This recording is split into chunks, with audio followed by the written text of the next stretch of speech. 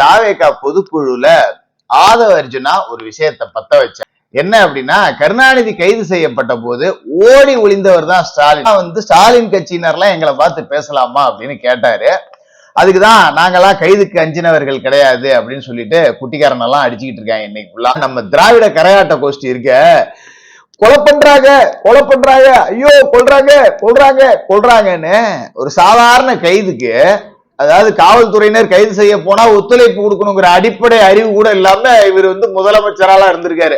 ஐயோ கொல்றாங்கன்னு கத்தி ஊரை கூப்பிட்டு சன் டிவியை வச்சு வீடியோ எடுத்து அதை வைரல் பண்ணாங்க. அப்ப இந்த ஸ்டாலின் என்ன பண்ணாரு அப்படின்னா, பெங்களூருக்கு ஓடிட்டாராங்க. கிளம்பி பெங்களூர் வரைக்கும் கிளம்பி போயிட்டாரு செல்வி வீட்டுக்கு.